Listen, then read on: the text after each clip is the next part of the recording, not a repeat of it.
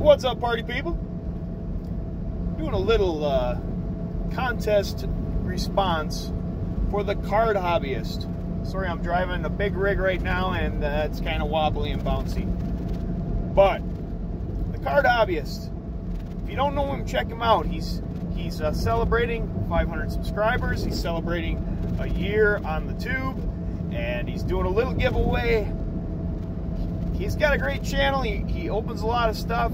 He gives a lot of stuff away, and he does a lot of live streams and stuff, so please check him out. Now, in the video that he wants you to create, he wants you to say 5 things about you that are non-sports related, non-sports cards related, and whatever you want to share with your YouTube viewers. So sit back, relax, and take a journey through the life of Dustin. So we'll start back on September 26th, 1983, the day I was born. Now, we've all heard some stories of babies being born in taxi cabs or elevators or whatnot. But I was actually born in my home, in the house that I lived in. And no, it wasn't an emergency. It was planned. My mom was kind of weird, kind of old-fashioned, and she wanted to be comfortable. She didn't want to be in a hospital. And so I was born in my parents' bedroom. I was actually delivered by a midwife. Yes, those were a thing in the early 80s even. And yeah, so kind of weird, kind of quirky, but that's what I was born in my house. So then we're going to flash forward to 8 years old, 8-year birthday, and I got a pet. Got my first pet there at age 8. It was a pet ferret, and his name was Templeton. And he had him for a while, I don't know, 2-3 years, and then one day he escaped his cage, which was not uncommon for him to run about the house.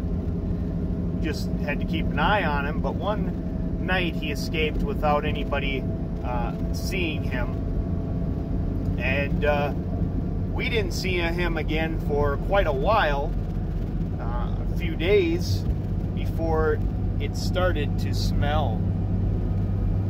And we still looked everywhere and we could not find him. Finally, my dad found him lodged between my parents' antique dresser and the baseboard. He went behind the dresser and got stuck, and that's where he died a terrible, painful death. So, flash forward again to high school. What was I doing in high school? I was in a band, a garage band. I was actually a singer for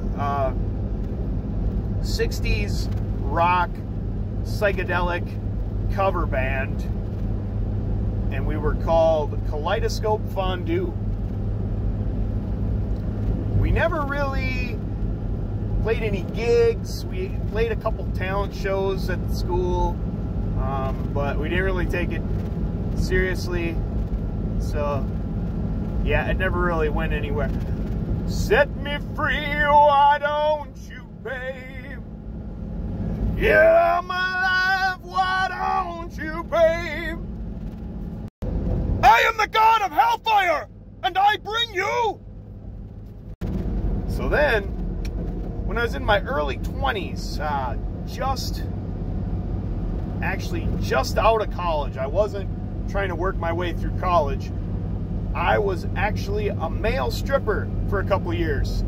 That's right, I was part-time male stripper. There was a local company that did bachelorette parties and stuff, and so I did that for some extra money, and it was kind of fun. Sometimes it was fun. Sometimes you made a shitload of money, and sometimes it was kind of a pain in the ass. But and you have a lot of horny old ladies trying to touch you and stuff, which